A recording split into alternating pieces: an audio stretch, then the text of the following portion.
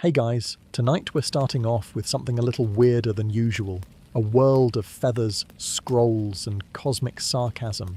We're diving into the bizarre, confusing, and strangely bureaucratic world of Thoth. Yes, the ibis-headed god of wisdom, moonlight, and casually assigning impossible homework. This isn't your typical Egyptian myth recap. It's a long, spiraling look into the stuff his students actually had to do. Spoiler.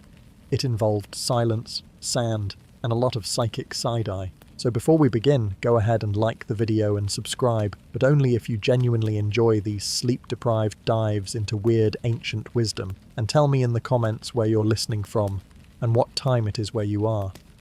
I always love seeing the strange little constellation of people wide awake around the world with me. Now dim the lights. Maybe put on some incense you forgot you bought 3 months ago. Turn the fan on low for that soft hum, and let's slowly drift into tonight's unusually quiet and spiritually exhausting journey. So, you've been chosen. Congratulations. You've just been spiritually recruited by Thoth, the ibis-headed god of wisdom, scribes, cosmic bookkeeping, and basically everything that makes your brain hurt. No application, no orientation, not even a waiver to sign. You just woke up one morning, probably in a dream shaped like a scroll, and now you're a student in the Divine Mystery School of Thoth. Don't remember enrolling. That's normal. No one ever does. But don't worry, the tuition is only your sanity, your ego, and possibly your corporeal form. The first thing you notice is that this isn't really a school in the traditional sense. There are no classrooms, no desks, and no cafeteria. There's just atmosphere. Thick, luminous atmosphere that smells faintly like incense, lightning, and the back shelf of a used bookstore. The other students don't talk, they hover. Some of them are glowing. One is possibly a bird. No one knows how long they've been here. Time doesn't work the way you remember. You try to ask what day it is, and a voice from nowhere replies, "Yes." Fantastic. You're already failing. Thoth appears, of course, but not like a normal teacher. He doesn't greet you or explain the rules. He simply is. A tall, sleek, ibis-headed figure with the expression of someone who's already disappointed in you for not existing at a higher frequency. He holds a stylus made of starlight and gestures vaguely toward a floating tablet that looks like obsidian but feels like guilt. This, apparently, is your syllabus. It lists things like trans-dimensional ethics, sacred geometry yoga, and remembering what you forgot before you were born. Each line gets progressively more cryptic until it just devolves into spirals. You stare blankly. He nods. Class has begun. You're immediately instructed to forget everything you know. That includes your name, your job, your thoughts, and the fact that you once ate cereal in your underwear while watching cartoons. Forget gravity too, because that's optional now. You're told that knowledge isn't something you learn, it's something you remember, which is adorable because you can't even remember why you came into the kitchen half the time. Thoth does not care. He writes a glowing symbol in midair, and it immediately burns into your third eye. You scream internally. He applauds. Apparently this is normal. Then come the downloads. Not metaphorical downloads, literal ones. Your soul starts buffering ancient data packets from the Akashic Wi-Fi, and you begin to know things, like how the pyramids weren't built, they were revealed, or that vowels are portals, and your spleen once ruled a star system. This information arrives with all the clarity of a migraine wrapped in poetry. You nod politely, pretending to understand. Thoth tilts his beak slightly, a gesture that says, "You're not ready." He's right. By the end of your first divine lecture, which was silent, 5 hours long and took place inside a lotus, you realize something. This isn't school. This is soul boot camp. And you just got spiritually drafted. Before you were born, long before you had a name or a social security number or a weird childhood memory involving a frog and a slide, Thoth handed you a stack of homework. Not metaphorical soul lessons like be kind or don't yell at cashiers, but actual spiritual assignments, pages of it, written in symbols that resemble squiggly snakes doing interpretive dance. You agreed to it, allegedly. There's no receipt, but apparently you nodded enthusiastically from your little pre-incarnate cloud of stardust and said, "Yes, please give me emotional baggage and unresolved karmic debt. That sounds fun." Thoth, being the cosmic overachiever he is, didn't just hand you a single lesson. Oh no, he gave you a curriculum, a divine syllabus stapled directly to your soul. It includes items like master the balance between humility and power, experience betrayal 3 to 5 times, and develop patience by waiting, in lines you don't remember choosing. He called it your soul contract. You would call it a bad group project where you're the only one who showed up. Too late to drop the class, though. You're already enrolled, embodied, and paying tuition in the form of migraines and déjà vu.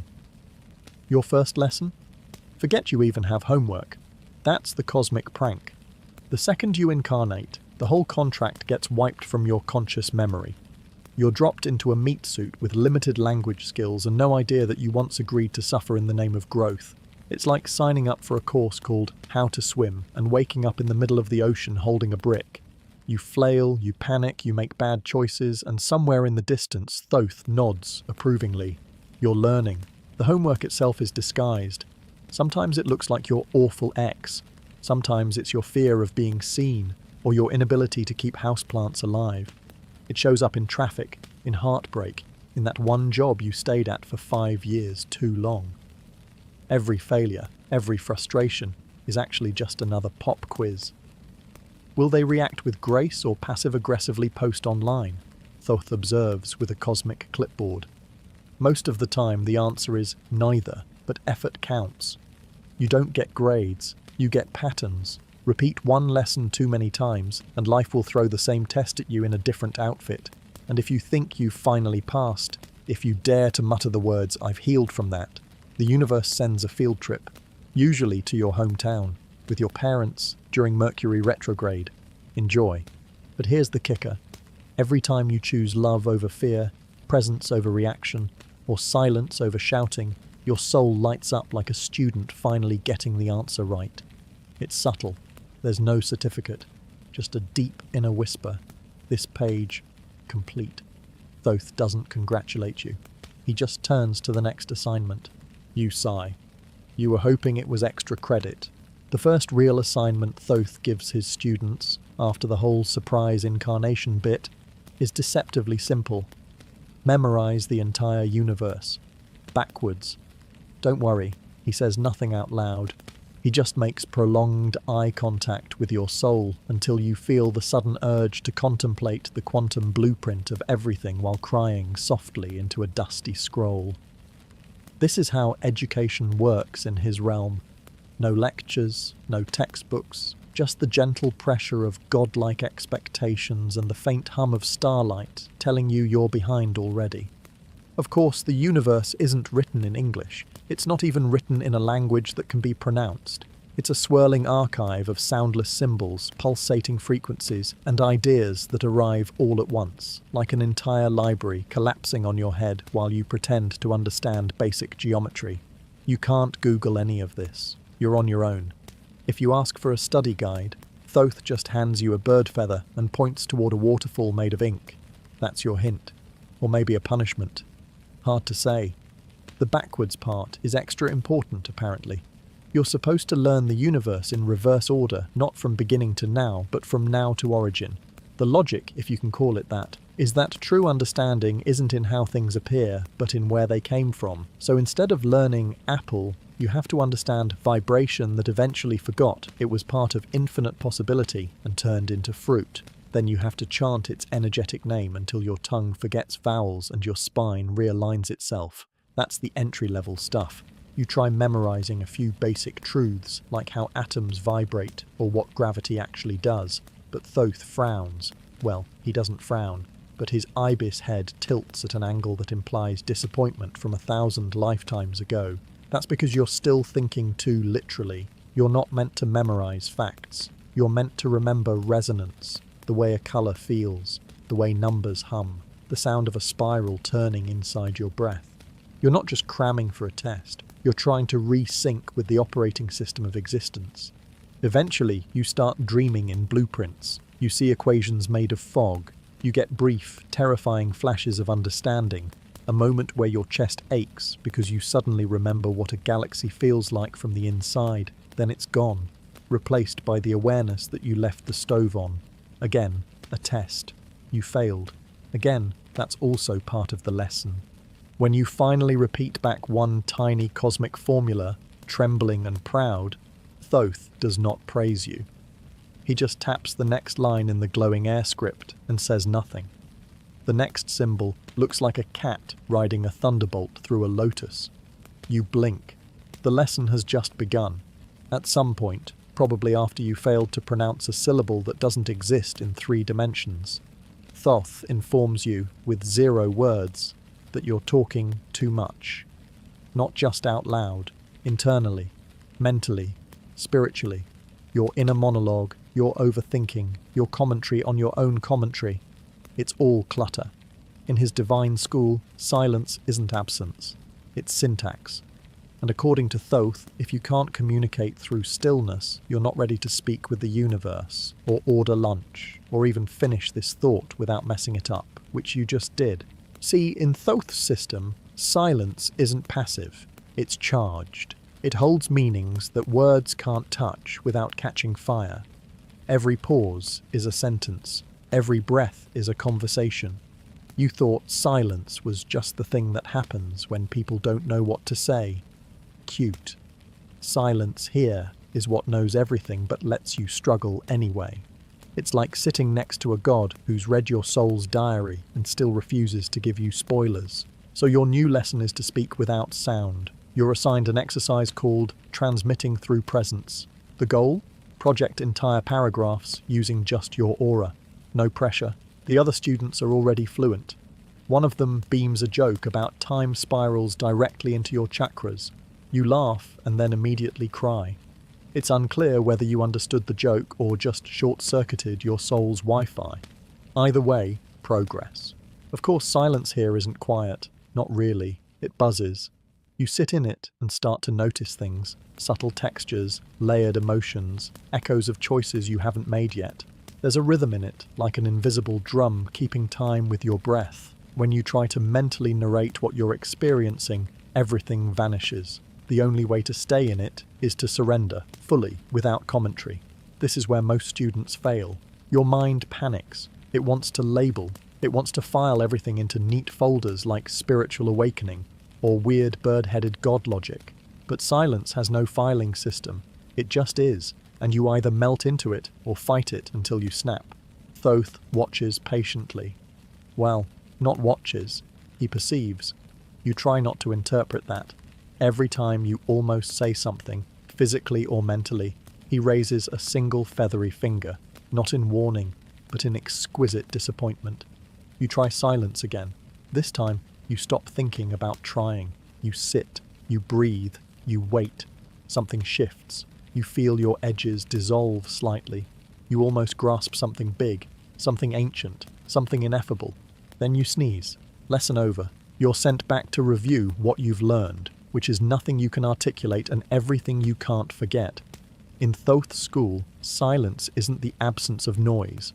It's the native language of reality, and you, bless your vibrating little soul, just learned your first syllable. It starts subtly. One night, you wake up for no reason, not because of a noise or a dream. You just snap awake, heart pounding, eyes wide, fully conscious at exactly 4:44 a.m. You check your phone, because even in mystical training, you still cling to modern technology like a spiritual crutch. And there it is. Triple fours, glowing on the screen like some divine prank. You roll over, try to go back to sleep. You can't. The silence is too loud. The air feels electric. Something's watching, not in a creepy way. More like a stern librarian who knows you haven't returned your metaphysical books. This happens again the next night, and the next. Welcome to Thoth's version of office hours. In this divine school, 4:44 a.m. is not just a time, it's a portal, a spiritual boot-up sequence. The hour when reality loosens its grip just enough for strange things to whisper through. Thoth, of course, doesn't explain this. He just expects you to notice. You're supposed to infer, intuit, and immediately accept that being jarred awake in the middle of the night is a cosmic invitation, not a sleep disorder. The logic, as always, is unclear and wildly inconvenient. So now you're up before the sun, squinting into the abyss, trying to remember if this is a vision or just your neighbour's porch light. You sit up. Nothing makes sense. You go to make tea, but suddenly you feel like you're being tested. You pick a cup, wrong one. You pick another, still wrong. Finally, you just drink from your hands. Thoth approves. You don't know how you know that. You just do. Outside, the stars are still hanging on, reluctant to hand over the sky to the coming sun. You're told, again, not in words, just in weird cosmic nudges, that this is the hour of remembrance, the moment between moments, the spiritual crack in the wall where messages, symbols, and half-digested cosmic riddles slither through. You sit in stillness, or try. Your stomach growls, your knee itches. A dog barks in the distance, and you wonder if dogs are just incarnated teachers with lower standards. That's probably another test. You're tempted to journal, but the pen won't work. You're tempted to scroll your phone, but it glitches. Finally, you just sit, you breathe, and without knowing how, you receive something. Not a thought, not a vision, just presence, like the universe winks at you. For half a second, you feel perfectly in place. Then your alarm goes off. It's 6 a.m. Time for your regular life to resume. Emails, traffic, caffeine. You blink, unsure if you learned anything. But something lingers. A vibration. A whisper. A seed of almost. Later, you'll tell people you've been getting up early to meditate. You won't mention Thoth, or the number 444, or the feathered sensation in your chest. Some mysteries are easier to keep than explain. At some point in your training, after the pre-dawn awakenings and the silence lectures, you're handed a sheet of papyrus. Not metaphorically, literally. It crinkles in your hands like dry leaves whispering secrets. It smells like age, starlight, and mild judgment. It's blank, of course. That's the assignment. You're supposed to write your soul's truth. Easy, right? Except the pen you're given isn't a pen. It's a feather that hums faintly when you hold it. And the ink? Oh, the ink is moonlight, not bottled moonlight. Raw moonlight, freshly distilled, glimmering in a tiny stone bowl that absolutely should not be holding a liquid made of celestial radiation. You hesitate, naturally. You've never written with a feather, or with light, or under the scrutiny of an ibis-headed deity silently monitoring your penmanship. You dip the quill into the glow. It doesn't drip, it shimmers. You press the tip to the papyrus, and nothing happens. No mark, no shimmer, no divine ding of correctness. Just silence and a faint sense of failure. Thoth doesn't explain. He doesn't need to. You already know. You're not allowed to lie. The ink only writes truth. Not your version of truth. Not your brand of overthought, emotionally curated honesty. Actual truth. Which, it turns out, is much harder to write when your entire personality is a carefully constructed scaffolding of half-finished insights and nicely packaged trauma. You try again. You write, "I am ready." The ink evaporates before it lands. You write, "I seek wisdom." Nothing. You write, "Please let me pass this class." The quill disintegrates briefly in your hand. Okay, message received. So you sit. You breathe. You try again, not from your head, but from somewhere deeper. Somewhere under the shame, beneath the identity, behind the voice that constantly narrates your mistakes like a sports commentator with a grudge. You write, slowly, "I don't know who I am." The ink sinks in. The words glow, then fade. Accepted. Encouraged, you continue. "I am afraid." Accepted. "I want to be seen, but I'm terrified you'll look too closely." Accepted. The papyrus starts to ripple, not from wind, but from resonance. You're not writing on it anymore. You're writing with it. Your hand moves on its own. Words spill out.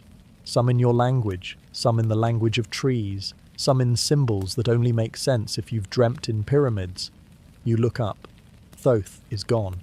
Or maybe more accurately, he never was. Just a presence, a metaphor, a cosmic spell-checking function. You've written something honest, something holy. You read it back. It makes no sense and feels absolutely right. When you hand it in, no one takes it. The papyrus crumbles into light. The moonlight returns to wherever it was borrowed from, and you're left empty-handed, but strangely full.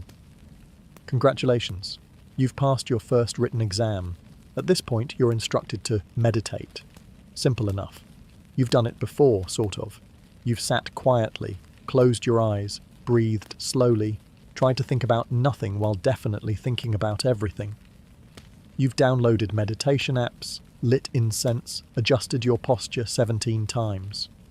So when Thoth's training calls for meditation, you think, finally, something I recognize. You sit cross-legged, close your eyes, and begin your familiar routine of trying not to remember your to-do list. Immediately, something goes wrong. The moment you slip into stillness, your inner world floods with strange geometry. Spinning tetrahedrons, interlocking circles, infinite spirals, grids of light moving in patterns too complex to follow. You think, oh no, I've broken something, but no, this is the assignment.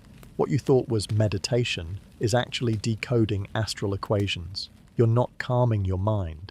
You're sitting in the middle of a cosmic whiteboard while the universe throws algebra at your third eye. And none of it comes with instructions.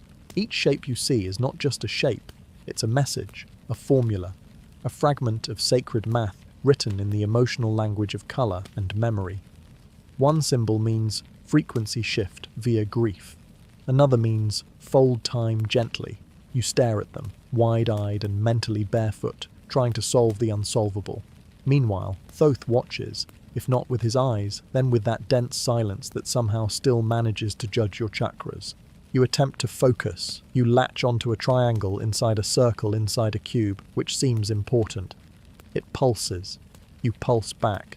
For a second, you understand everything. You gasp. You forget. The shape dissolves. You're left holding only the echo of understanding.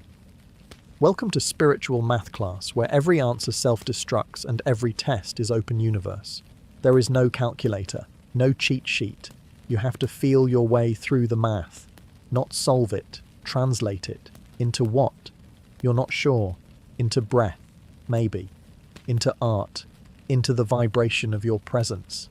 You realize that meditating here doesn't mean quieting the mind. It means surviving the download without panicking. Eventually, your body starts to disappear. Not literally, just energetically. You lose track of your edges. Your breath becomes a soundless equation. The symbols fade into the background, replaced by a feeling, coherence. It doesn't last. It never does. But for a moment, you weren't a person trying to meditate. You were part of the equation.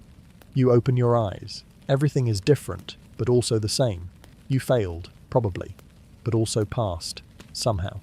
That's how it works. Thoth says nothing. The next lesson has already begun.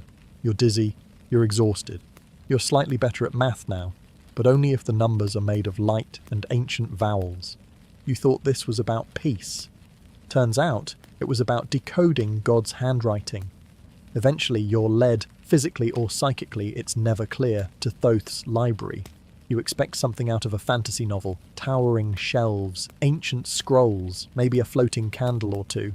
Instead, you enter what looks like an empty room. No books, no furniture, just space. Thick, humming, suspiciously intelligent space. You wait, assuming someone forgot to decorate. They didn't. This is the library. Welcome. You're now expected to read knowledge that isn't written down. This is not a mistake. This is the lesson. There are no books because truth, according to Thoth, is not stored in ink or bound in paper. It lives in frequencies, in atmospheres, in the vibe of things. Every corner of the room hums with information. It doesn't shout, it feels. You're supposed to absorb it through resonance, which is adorable because you've spent most of your life learning through multiple choice quizzes and highlighted PDFs. But here, if you want to understand anything, you have to match it energetically, emotionally, existentially.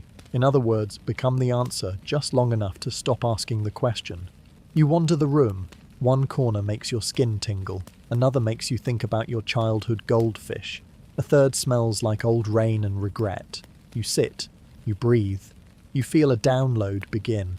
Not like a flash of clarity, but like falling in love with a thought that doesn't have words yet. You're not reading, you're remembering. Suddenly you understand something huge. Something about how choices echo across timelines, or how forgiveness alters molecular structure. It lasts maybe 3 seconds. Then it's gone. Stolen by doubt. You try to chase it. The room responds by changing frequency. Now everything feels like static. You're locked out. You've tried too hard. Thoth, without appearing, reminds you, you cannot take knowledge from this library. You can only become receptive to it. You're not a reader here. You're a tuning fork, and you're slightly out of tune. So you sit, again, and this time you do less. You stop searching, you stop reaching, you just breathe. Slowly the atmosphere shifts. It welcomes you. One by one, the frequencies open back up. A melody without sound plays across your skin. You understand nothing and somehow everything. It feels like truth, but not the kind you can explain at parties. When it's time to leave, nothing says so. You just feel the door open. Again, not literally. You step out, not with answers, but with resonance. A quiet buzz in your chest. A knowing that doesn't require evidence. Back in the material world, someone asks what you learned. You pause, you smile, you say, I don't know. But I feel different. They look confused. That's fine. You weren't meant to bring the books back, just the echo. This is how Thoth's library works. No walls, no shelves, just the oldest form of knowledge transmission, vibes only. Eventually, someone tells you, probably a floating voice made of wind and mild sarcasm, that your next lesson is about balance. Not emotional balance, not work-life balance, literal balance. Of a feather, on your soul, which, as far as assignments go, is wildly impractical. You look around. No feathers in sight, no instruction manual, just the ominous sensation that Thoth is watching you from behind a metaphor. You sit still, and a feather appears. It floats gently, glimmering with that cosmic shimmer everything seems to have in this divine school. It hovers over your head. Then, as if powered by pure spiritual nonsense, it lowers until it's lightly resting on what you assume is your energetic skull. You are now being graded on how well your entire being, thoughts, emotions, astral density, can maintain weightlessness beneath the weight of truth. Because this isn't just any feather, this is Ma'at's feather, the feather of divine order, the one used to judge the hearts of the dead in the Egyptian afterlife. Too heavy with regret, you get eaten by a crocodile lion. Too light-headed with spiritual fluff, still eaten. Only perfect balance wins. So yes, Thoth expects you to keep that feather stable on your energetic body, while thinking about nothing, while feeling everything. You try, you breathe, you center, the feather wobbles. You remember that embarrassing thing you said 5 years ago? The feather tilts. You think about how badly you want to get this right. The feather falls off completely. You hear what might be an ancient sigh echo through space-time. Not disappointed, exactly, just deeply familiar with your nonsense. Eventually, you realize the trick. You're not supposed to balance the feather by force. You're supposed to stop trying. The feather responds to harmony, not effort. You can't cheat it by being still on the outside while internally spiraling like a caffeinated squirrel. You have to mean it. You have to relax into balance, not perform it, which is somehow worse. You exhale. You let go of trying to let go. You feel everything and nothing, grief, wonder, stillness. The feather floats back into place. It doesn't land. It settles. For one shining moment, it stays. You are perfectly aligned. Mind, heart, breath, soul. No striving, no grasping, just presence. Then you sneeze. Feather gone. Lesson over. There's no feedback, no score. Just the vague awareness that you will be tested again, probably in the middle of traffic or during a conversation about taxes. Balance isn't a one-time achievement. It's a living skill. You're either living it or you're not. And Thoth, being Thoth, prefers the kind of students who practice balance while walking through chaos, not meditating in a cave. You dust off your pride and prepare for whatever impossible ritual is next. Spoiler, it's worse. At some point, probably after your 6th near breakthrough and your 3rd existential tantrum, Thoth assigns you a dream journal. Not a cute leather notebook with moons on the cover. Not something you picked up from a spiritual Etsy shop. No, this one shows up in your dreams uninvited. It glows, it hovers, it somehow smells like lightning and unspoken promises. You're told, without words, that your dreams are now part of the Akashic records. You're welcome. Or sorry, it's hard to tell. You're expected to write down everything, every dream, every flicker of subconscious theatre, even the weird ones. Especially the weird ones. That one where you're a moth who sings to mirrors? That's a sacred metaphor. That one where your childhood math teacher turns into a talking beetle and accuses you of emotional avoidance? Also sacred. The Akashic records are not picky. They'll take anything. Fears, fantasies, astral debris, unresolved sitcom plots your brain filed under important. The problem is, once you know the dreams matter, you stop dreaming like a normal person. Now every detail feels like a code. Every colour, a vibration. Every hallway, a soul labyrinth. You wake up exhausted, clutching your pillow like a witness to cosmic crime. Your first few journal entries are complete nonsense. Chased by a horse made of clocks, felt judged, apologised to a fish, woke up crying. You're not sure if you're having spiritual breakthroughs or just need more magnesium. Then one night, it shifts. You dream of standing in a temple made of sound. Thoth is there, not speaking, but downloading images directly into your spine. He shows you a symbol, part serpent, part question mark, part childhood drawing you once forgot. You wake up, hand already writing. The words come fast. They're not yours exactly. You're transcribing something ancient. When you finish, the page vanishes. You blink. Your room is normal again. Your journal is blank. Because you realize it's not your journal. It never was. It's a recorder for the Akashic records, the grand cosmic archive of everything ever thought, said, or dreamed. You're not writing for yourself. You're filing reports, dream field notes. Your sleepy nonsense is now divine paperwork. You ask Thoth, silently, spiritually, what happens if you forget to write something down? The room grows heavy. A feather falls from nowhere. You understand. Every unrecorded dream is a missed transmission. Every detail matters, even the ones that feel ridiculous, especially the ones that make no sense, because the Akashic records don't care about coherence. They care about truth, and dreams are where truth gets dressed in costume and dances with your unconscious, so you keep writing. Every night. Even when it's just feelings, fog, fragments. Because you never know when the line between dream and message will blur, and Thoth expects you to be ready when it does. Eventually, Thoth stops using words entirely.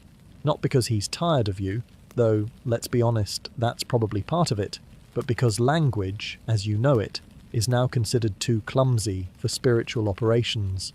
From this point forward, you're expected to communicate in riddles, not for dramatic flair, not for fun, but because, according to divine logic, truth is only safe when disguised, like wrapping a thunderbolt in a nursery rhyme and tossing it into someone's subconscious. This is apparently how wisdom travels. The rule is simple: no direct speech. You can't say, "I'm afraid." You must say, "The owl hesitated before flying into the mirror." You can't say, "I need help." You say, "The lantern flickers, but still waits by the gate." You think this is a joke? It is not. Thoth says nothing, which means yes. So now you walk through dream temples and sacred classrooms, speaking in spirals. The river laughs when the stone remembers, you mutter, trying to ask where the bathroom is. The other students nod, then vanish. You're either very enlightened or very lost, possibly both. That's how you know it's working. At first, the riddles feel ridiculous. You feel like a confused bard at a spiritual Renaissance fair. But slowly, something changes. The metaphors stop being performance. They start becoming instinct. You begin to feel in riddles. Instead of anger, you feel a lion beneath glass. Instead of longing, you feel a song with no mouth. And suddenly, your emotions make more sense, or at least they become artful enough to survive examination. Riddles are safer. You say everything without saying anything, which, for a student of Thoth, is ideal, because spiritual truths are volatile. They can't be handed over raw. They must be fermented in paradox, steeped in symbolism, given room to breathe in the soil of confusion. And only then, if the listener is ready, do they sprout into meaning. You're told, without being told, that this is how all the sacred texts were originally written, not as instruction manuals, but as puzzles. Every myth, every scripture, every cryptic sentence carved into temple walls was just another cosmic riddle. Thoth was the ghostwriter. Of course he was. The danger now is getting attached to the performance. Riddle speak can become ego theatre. You've seen it happen. Students wandering around in feathers and smoke, babbling about the serpent's echo in the hourglass without actually meaning anything. Thoth detests that. He doesn't like noise pretending to be insight. He wants precision through poetry. If your riddle doesn't sting with truth, it's just decoration. So you keep practicing. You speak less, but when you do, it ripples. You say one thing, people feel 10. You're not just a student anymore. You're a message in disguise. And one day when someone asks who you are, you'll smile and say, a question dressed in skin. Thoth will approve. By now you've made some progress. You've written in moonlight, decoded sacred geometry, and spoken in riddles until your tongue forgot how to function in plain English. You're starting to feel wise.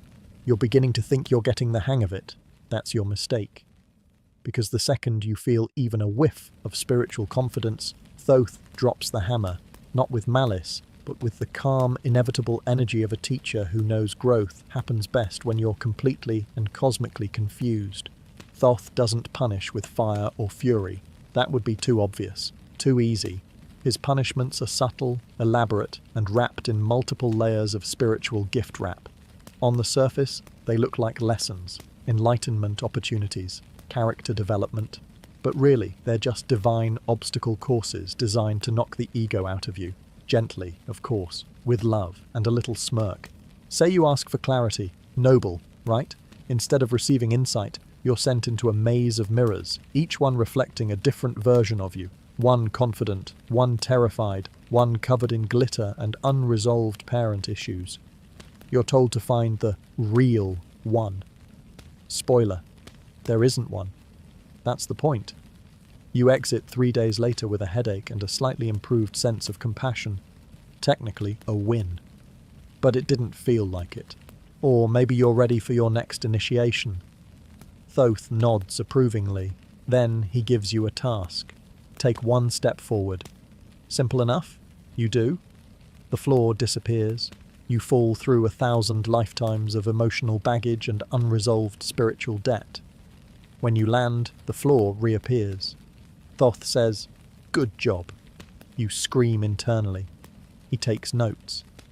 Even the rewards feel like punishments. You pass a difficult test, and instead of praise, you're given another test. Only now it's harder, and you're not allowed to ask questions in a language you understand. You're expected to become the answer. You're expected to be grateful. But here's the secret. Thoth's punishments aren't punishments. They're redirections. Every detour, delay, or disaster is secretly packed with wisdom. It's just buried under about 17 layers of existential discomfort and mild ego death. He doesn't give you what you want. He gives you what you actually need to evolve. And what you need, almost always, is to be wrong long enough to outgrow the version of you that asked in the first place. You start to recognize the pattern. Every time things go sideways, you ask, is this a test? And somewhere, deep in the spiritual ether, Thoth responds, obviously, but not with words, just with a knowing smirk made of stars. Eventually, you stop calling it punishment. You call it enlightenment with extra steps. That's what it is. The scenic route to truth, full of traps, riddles, and cosmic pranks. Thoth wouldn't have it any other way. Eventually, Thoth informs you, again, not with words, but with that sharp telepathic nudge that makes your spleen feel seen, that it's time to fast. Not for health, not for clarity, not for fitting into your ancient Egyptian tunic. No, this fast is for something far more abstract and probably made of plasma, light codes. You don't know what light codes are exactly. No one does. That's part of the tradition. All you know is you're supposed to stop eating solid food and start downloading divine information straight into your cells, like a USB port made of dreams and kale withdrawal. The fast begins immediately. There's no schedule, no prep. One moment you're contemplating sacred geometry, the next you're expected to survive on water, breath, and spiritual audacity. You're told your body is preparing to receive higher frequencies, and food would clog the signal. You ask what kind of signal. The silence that follows is deafening. You're already behind. Day 1, you're optimistic. You've got herbal tea, filtered water, a playlist called Quantum Upgrade, and a vague sense of purpose. You imagine your DNA unlocking itself like a cosmic flower. You picture angelic beings nodding in approval as you ascend into higher awareness. By lunch, you're hallucinating a sandwich shaped like Thoth. He's judging you, with mustard. Day 2, the downloads begin. Not with grace, not with ease, but with migraines and mood swings and a sudden need to lie on the floor and question your choices. You feel like something is trying to enter your system, but it keeps bouncing off your caffeine cravings. Every cell in your body is both screaming and shimmering.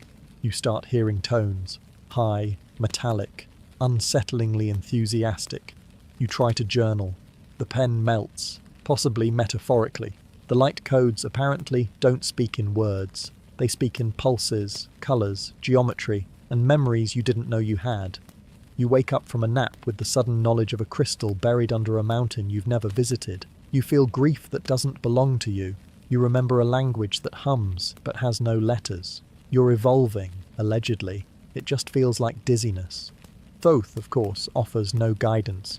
He watches from somewhere beyond sound, waiting to see if you'll break. You almost do. You lick a piece of fruit just to feel something. Then you cry. Then you meditate. Then you understand, for about 6 seconds, that your body isn't starving. It's shedding. It's recalibrating itself to hold light. Not metaphorical light. Literal, buzzing, mathematical soul light that wants to live in your bones. By the end of the fast, you don't feel light. You feel hollow. And that, it turns out, is the point. Emptiness is the invitation. You made space. Now the codes arrive. You don't eat right away. You sit quietly, full of nothing, waiting for the next absurd spiritual instruction to descend from the ibis god with zero chill. At some point, probably when your light code fast has scrambled your concept of time, Thoth decides you're ready for a field trip. He doesn't say where you're going. He doesn't explain the rules. He just looks at you with that timeless stare that somehow says, "Good luck, don't touch anything, and yes, this is part of the test." Then the room folds inward, your breath gets sideways, and you're no longer in your body. Congratulations. You've just been voluntold into an interdimensional excursion with absolutely zero preparation or adult supervision. You appear in what looks like a city made of sound. The buildings hum, the ground pulses. The sky is not a sky, it's a concept, and it's judging you. Everything is alive here, and everything knows you're new. You try to blend in by walking casually, but there's no walking. Movement happens via intention. You think forward, and your entire being stretches like taffy into the next location. You accidentally think about cheese, and now you're surrounded by glowing orbs that smell like memory and disappointment. Lesson 1. Control your thoughts. Or don't, it's already too late. Other beings appear. Some have faces, some are faces. One greets you by unfolding into music. Another one beams a series of mathematical emojis directly into your brain. You nod politely, having no idea if you just agreed to spiritual marriage or intergalactic taxes. You wonder if Thoth is watching. You know he is. He just won't help. Eventually you arrive at a kind of learning station, or maybe it's a consciousness depot. You're shown things, memories that aren't yours, colours that taste like stories, equations that feel like forgiveness. You don't take notes because you don't have hands anymore. You are the notebook now. You just absorb, letting the experience tattoo itself into your essence. Then, without warning, you're tested. A being asks you a question, not in language, but in vibration. Something like, "What is the shape of trust?" You panic. You try to answer with logic. Wrong. You try again with metaphor. Still wrong. Finally, you stop thinking and just feel. You hum. The vibration matches. The being nods and disassembles into satisfaction. Just when you think you're getting the hang of it, the field trip ends. No warning, no summary. You're yanked back into your body like a toddler on a leash. You sit up, sweating, confused, full of images that don't fit in your head. Your calendar still says Tuesday, but your cells are screaming eternity. You want to ask what it all meant, but you know better. Thoth doesn't do debriefings. You'll understand later, or never. Either way, you've now visited at least 3 realms that don't technically exist, and possibly made a pact with a sentient fog. It's fine. This is normal here. Eventually, Thoth drops the memory bomb. Not gently. Not with context. He just casually peels back the edge of your consciousness one afternoon, and suddenly you're drowning in déjà vu. But not from this life. From Atlantis. Yes, that Atlantis. The one people still argue about online. Crystal towers, floating cities, emotion-powered elevators. You didn't read about it. You remembered it. And worse, you remember being there. The memory doesn't arrive like a movie. It slams into your gut like spiritual vertigo.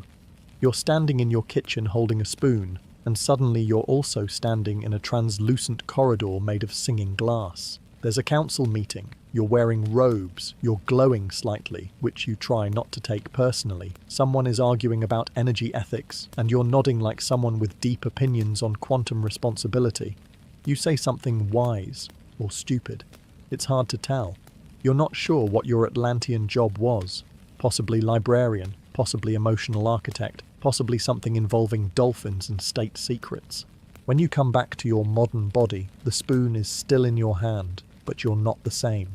Something in you clicked, and then, because of course, Thoth shows up.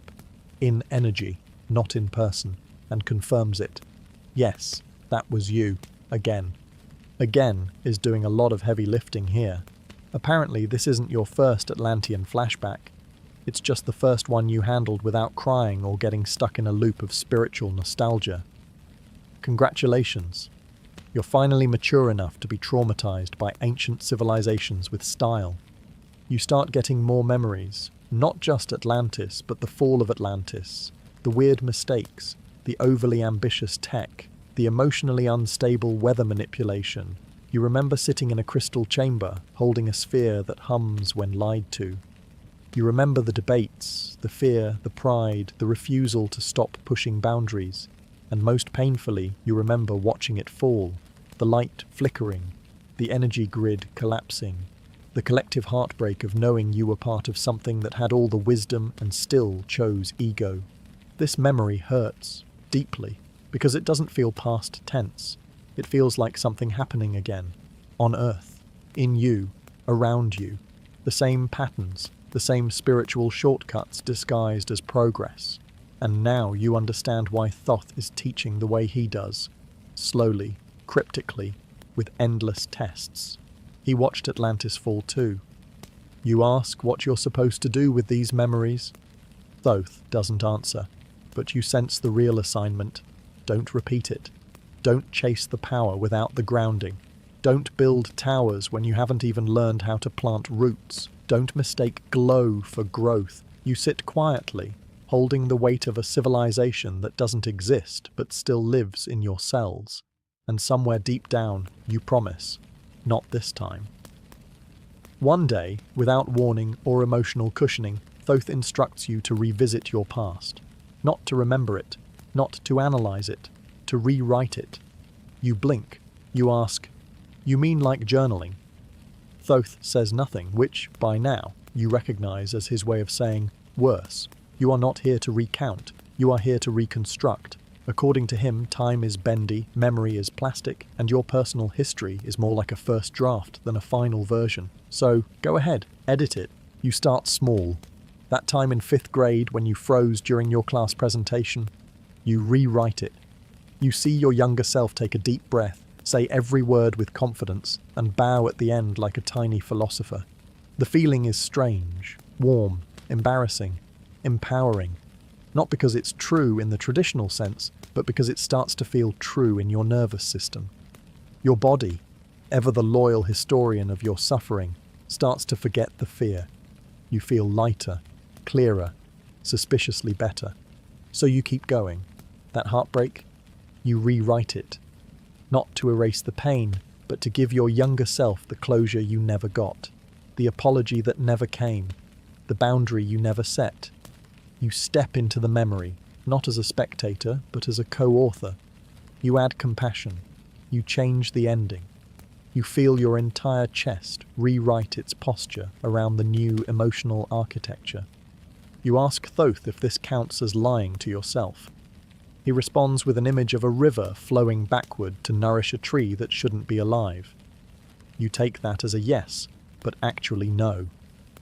See, to Thoth, the past isn't a frozen record, it's a loop. A story your subconscious keeps rereading until you get sick of the ending and change it. Not to deny what happened, but to shift how it lives in you. So you go deeper. You rewrite the childhood memory where you felt invisible. You insert a version of you who gets seen, not praised, not rescued, just acknowledged. The memory shimmers, the ache loosens. You suddenly stop needing to explain that part of your personality. It begins to unravel on its own. And now you understand, this isn't escapism. It's soul-level editing. You're not deleting the past. You're updating your relationship with it. Changing the meaning, changing the echo. And when you change the echo, you change what you attract, what you believe, what you expect next. Thoth, still silent, beams mild approval in your general direction. You've learned that healing doesn't always require digging. Sometimes it just needs redirection. A better narrative. One that leaves the scar but removes the shame. You close the chapter. The past, still there, now feels different. Not erased, rewritten. And for the first time, the story of you starts to sound like someone worth becoming. Eventually, Thoth gives you an assignment so advanced, so complex, so spiritually mature, that it sounds laughably simple. Do nothing. That's it. No ritual, no chanting, no journaling, visualizing, realigning, or decoding cryptic dreams. Just be. You squint at the concept like it's written in invisible ink. Surely this is a trick, a metaphor, a test hidden inside a test. But no, he's completely serious. Your next task is to master the sacred, awkward, impossible art of doing absolutely nothing. You give it a try. You sit in stillness, breathing evenly, trying to exist without effort. 30 seconds in, your brain starts conducting an orchestra of unfinished tasks, awkward conversations from 2009, and the sudden urge to reorganize your sock drawer. You're overwhelmed by non-doing. Your nervous system, trained for output, for action, for achieving enlightenment one checklist at a time, panics in the face of stillness. But this is the point. Thoth isn't asking for laziness, he's asking for presence, and presence doesn't arrive when you're busy chasing it. It shows up when you stop trying to earn your right to be here. So you return. Again. You breathe. You stare into space. You wait for something, and nothing happens. That's when it starts working. The stillness begins to stretch. It stops feeling empty. It starts feeling dense, like a quiet cathedral made of atoms and memory. You feel yourself melting into the moment. No thoughts, no instructions, just existence. No productivity, no healing agenda, no secret spiritual mission disguised as relaxation. Just the raw, unedited now. That's when the downloads start. Of course, because the moment you stop trying to do or be or fix or solve, the wisdom floods in. Not in fireworks, not in neon signs, just soft knowings, ancient truths drifting across your inner landscape like clouds that forgot to rush. You realize that presence itself is a teacher, a transmission. The space you've been avoiding contains everything you've been chasing. Thoth says nothing, but the silence feels like a standing ovation. Eventually, you start to see the trap. Most of spirituality is just ego doing cosplay in a white robe. Always striving, always proving. But here, in the sacred stillness, you meet your soul not as a project, but as a presence. You remember that you are not your efforts. You're not your insights. You're not your progress report. You are already whole, already here, already enough. The lesson ends not with a breakthrough, but with a breath, a real one. You didn't solve anything. You just stopped, and somehow that made room for everything to shift on its own. You get up slowly, like someone who's been rewired by silence. You smile. Not because something happened, but because, for once, it didn't have to. Eventually, Thoth sends you to the desert, not with supplies, not with directions, just a vague instruction that sounds suspiciously like a riddle. Find what's not there. You blink, waiting for clarification. There is none. You're given no map, no goal, and no idea if this is a metaphor or a real trip that ends with mild heatstroke. Either way, you walk into the sand, into the silence, into the kind of spiritual assignment that promises nothing but dehydration and existential metaphors. The desert is not trying to impress you. It's not mystical in the way Instagram spirituality would suggest. There are no perfectly placed crystals or swirling dust devils whispering secrets in ancient tongues. There is only heat and space and the sound of your thoughts unraveling like cheap thread. You brought all your spiritual tools with you, mantras, affirmations, breathwork, but out here, none of them work. The desert doesn't care who you think you are. The first thing you lose is your sense of time. Minutes become hours, hours become lifetimes. You try to walk with purpose. You try to trust the process. Eventually, you stop trying and just walk. You pass the same rock 3 times. You name it Steve. Steve offers no wisdom. Then something inside starts to dissolve. Without distractions, without structure, without even the illusion of progress, your inner scaffolding begins to fall apart. The voices in your head, your inner critic, your spiritual narrator, your desperate need to be seen as deep, all start to go quiet. Not because you conquered them, but because they realize the desert has no audience. And that's when the real transformation begins. You sit down, not from exhaustion, but from surrender. You stop trying to find anything. You stop asking what the lesson is. You let the silence press against your skin like a second atmosphere. It doesn't offer answers. It offers emptiness, real emptiness. The kind that terrifies your identity but soothes your soul. In that stillness, something opens. A door you didn't know existed. Not outside you, in you. You don't step through it. You don't even know how. But for a few moments, you're filled with a knowing so old and quiet, it doesn't need words. You remember yourself, not as the student, not as the seeker, but as the thing being sought.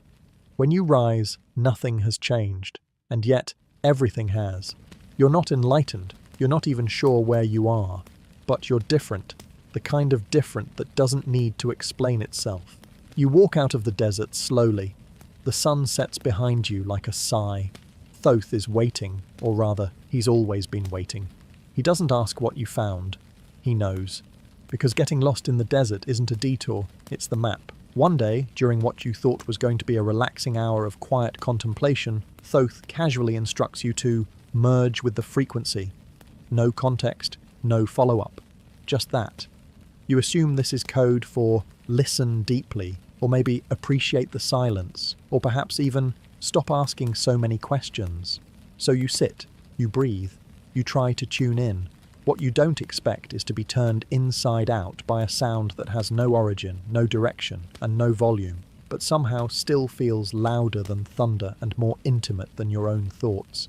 It begins subtly, a hum, deep in your chest. You think it's your heartbeat. It's not. It's something else. The vibration rises, not just around you, but through you. It doesn't knock. It just enters, gently dissolving your sense of separation.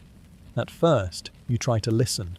You strain to hear it, hoping for messages, insights, maybe some cosmic playlist with flute solos. But there's nothing to hear, because soon you're no longer the listener. You are the sound.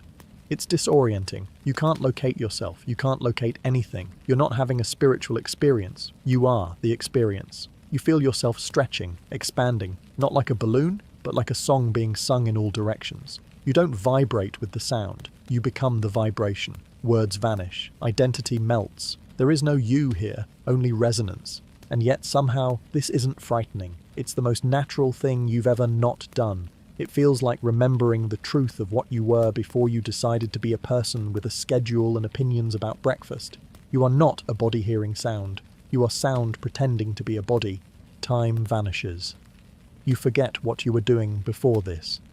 You forget what before even means. You're not in a room. You're not in a lesson. You're in a tone that pulses with memory and potential. A vibration that holds everything. Grief, joy, ancient codes, and the laughter of stars being born. It's all here, in the pitch that never stops. Then, just as gently as it began, the resonance starts to fade. Not because it's gone, but because you're slowly returning to your usual shape. The room reforms around you. Your body knits itself back together. You can hear again, you can think again, but you don't want to, not yet. Thoth doesn't say anything, of course. He just watches. You're not sure if he's proud or mildly amused. Probably both. You've just passed a threshold you didn't know existed, not by understanding, not by effort, but by surrendering to what's always been humming beneath the noise of everything else. You didn't hear the sound. You were it. Eventually you get cocky. You've merged with sound. You've rewritten your past. You've fasted for light codes and emotionally survived a desert with no plot line. You start walking around with that dangerous little glow of spiritual self-satisfaction, like a toddler in a wizard hat who just learned the word chakra. And right on cue, Thoth throws a metaphorical wrench directly into your third eye and announces, without announcing, that it's time for shadow work. You sigh. You were hoping to skip this part. Maybe you thought you already did enough inner work by forgiving your ex or not screaming at customer service last week. But Thoth isn't interested in surface-level peacekeeping. He wants the rotted roots, the unresolved rage, the part of you that you've been politely pretending doesn't exist because it might ruin your mystical aesthetic. You know, the real stuff. The process begins quietly. At first you're just a little moody, then nostalgic, then irrationally angry at a bird for looking at you the wrong way. Then one morning, you wake up in a vortex of self-loathing, doubt, and every mean thing you've ever thought about yourself playing on loop. Congratulations. You've officially cracked the seal on your subconscious storage closet. The monster is out, and it's quoting your childhood. Shadow work is not elegant. It's not a healing spa day. It's a full-contact wrestling match with the ugliest parts of yourself, and you're losing. You try to meditate, but your thoughts are hostile. You try affirmations, but your shadow laughs in your face. You light some incense, but it smells like delusion. Thoth, meanwhile, is nowhere to be found. Or maybe he is the voice telling you to stop blaming Mercury retrograde for your lack of emotional accountability. Eventually, something clicks. You realize the shadow isn't your enemy. It's your mirror. It's not trying to destroy you. It's trying to be heard.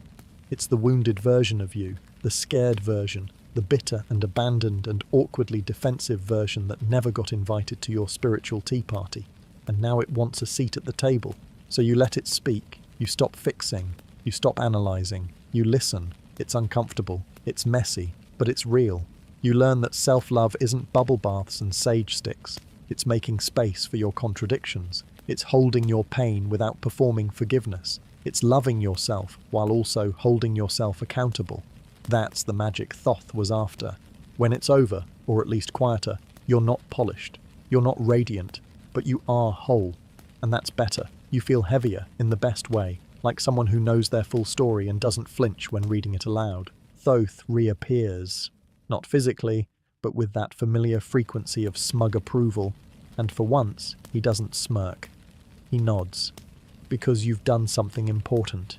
You've stopped pretending you're light and started becoming it, by finally facing your darkness. At a certain point, probably when your brain is still recovering from shadow work and your emotions have the consistency of spiritual oatmeal, Thoth changes his teaching style again. He stops sending dreams. He stops appearing in riddles. He stops everything except for one extremely specific and deeply annoying method: math. Not equations, not school math, sacred math, divine ratios, geometric whispers. That time you almost cried in geometry class? Turns out it was foreshadowing. It starts subtly.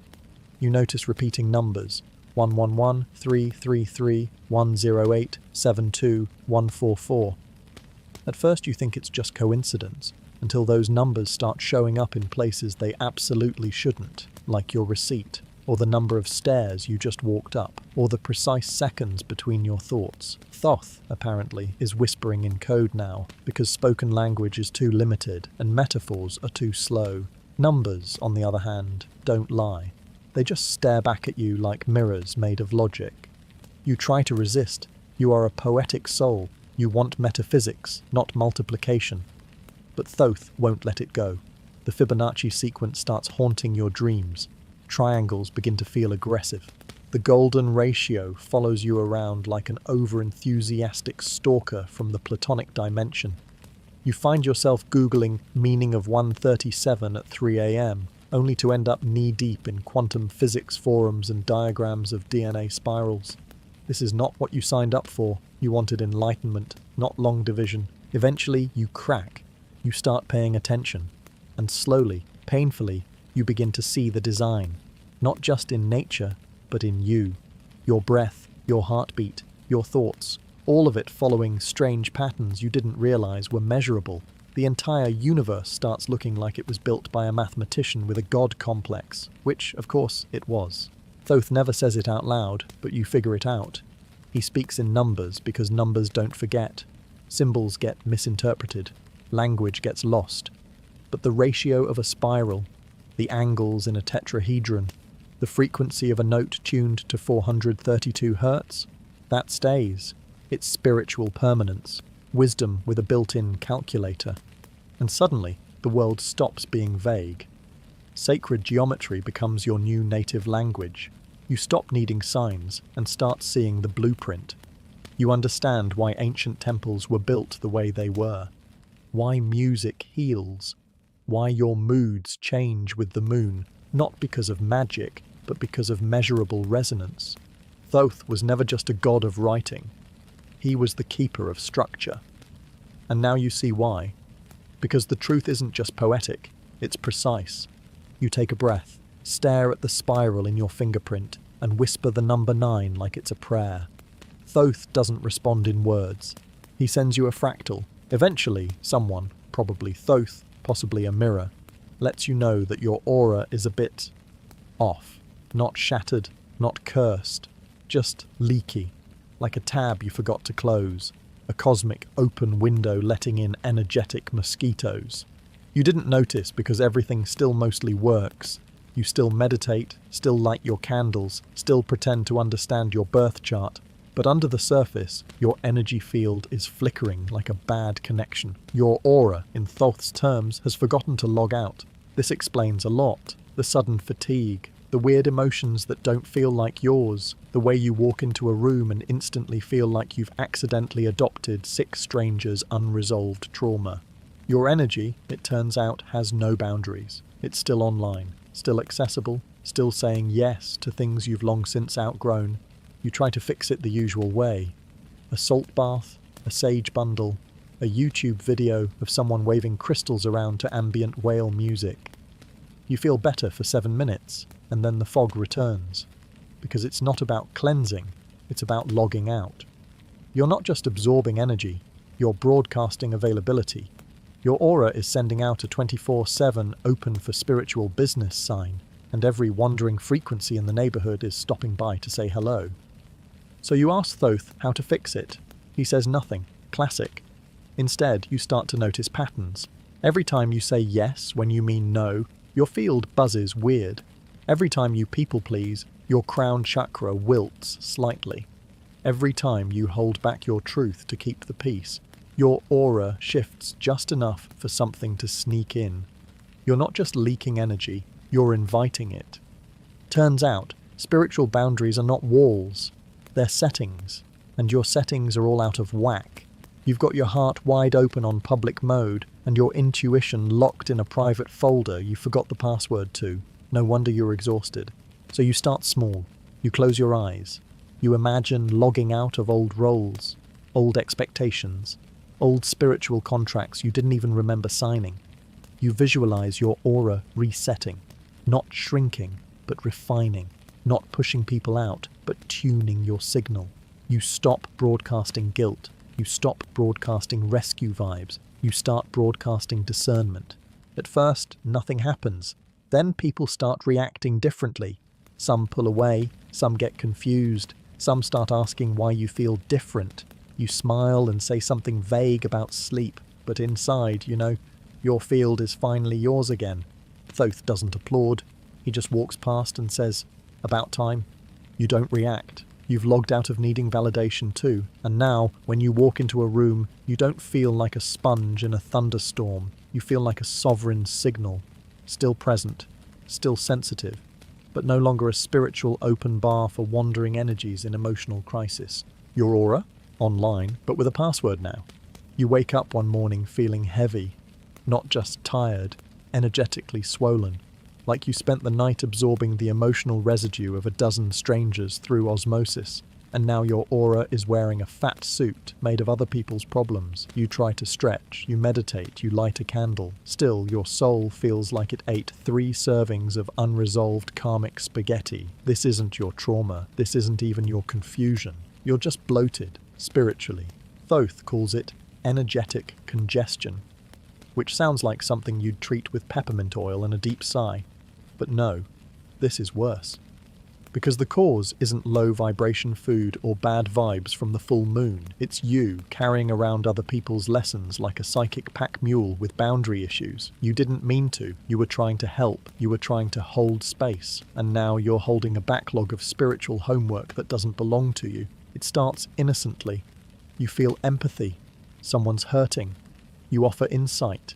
You absorb some of their confusion, thinking you're being kind. Next thing you know, you're walking around with the energetic equivalent of someone else's backpack, shoes, and unresolved mother wound.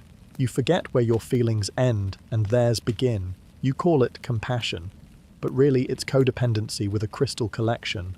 Thoth doesn't scold you. He just shows you, without showing you, that compassion without clarity becomes clutter. You're not here to carry people. You're here to mirror them, to witness, to reflect, not to spiritually babysit every confused soul who mistakes your light for a rescue beacon. You are not a dump site for unprocessed karma. You start noticing where you overextend, where you offer advice when silence would have been wiser, where you assume responsibility for journeys that aren't yours, and where you hold on to pain, not because it's yours, but because you're scared of what might happen if you let people face their own mirrors. So you stop, not completely, but intentionally. You begin to release what isn't yours. You say, "This lesson belongs to them," and breathe it out. You stop giving answers where questions are still ripening. You let people flail a little. You let them figure it out, not out of cruelty, out of respect. And slowly, your aura deflates, in a good way. The bloat fades, the pressure lifts. You start feeling like you again, not a collage of psychic detours wrapped in helpfulness. You realize your greatest gift is not absorption, it's presence, clear, unburdened, rooted. Thoth smirks, possibly because you finally figured out what he's been hinting at for 12 chapters. You wave off the guilt. You're not cold, you're just aligned. You walk lighter now, freer, not because you care less, but because you finally stopped confusing empathy with spiritual hoarding. You reach that familiar crossroads, confused, frustrated, spiritually constipated. So you do what every mildly enlightened person with a crystal collection eventually does. You ask the universe for a sign. Just something. Anything. A feather, a number, a whisper in the wind. You keep it simple. Show me if I'm on the right path. You figure the universe will respond with a gentle nod, maybe a coin on the sidewalk, a dream with a talking dolphin, something poetic and manageable. Instead, it sends birds. So many birds. At first, it's one raven on a fence post. Mysterious. Cool. You nod respectfully. But then there's another. And another. Then pigeons. Then a hawk. Then a sparrow that lands directly on your car mirror and refuses to leave. Suddenly, you're being watched, tracked, followed. It's not creepy exactly, but it's loud. The sky starts to look like it's in on something you're not. You walk past a window and a bird hits the glass. You light a candle and a dove lands outside your window. You ask Thoth what's going on. He raises one ancient eyebrow very slowly.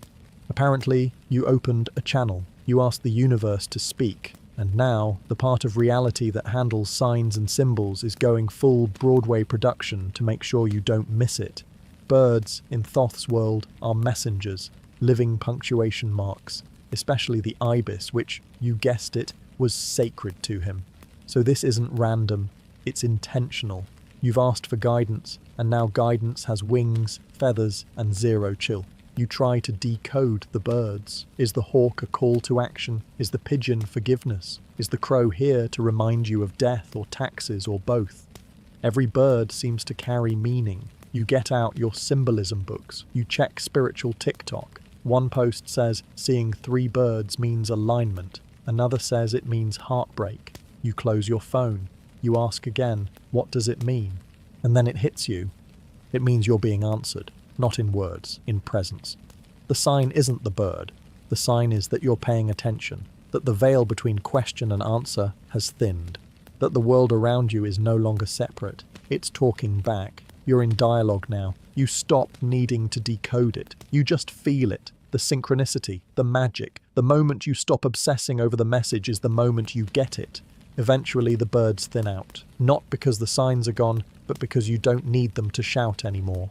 You've remembered how to listen. Thoth doesn't congratulate you. He just lets a feather drift onto your lap.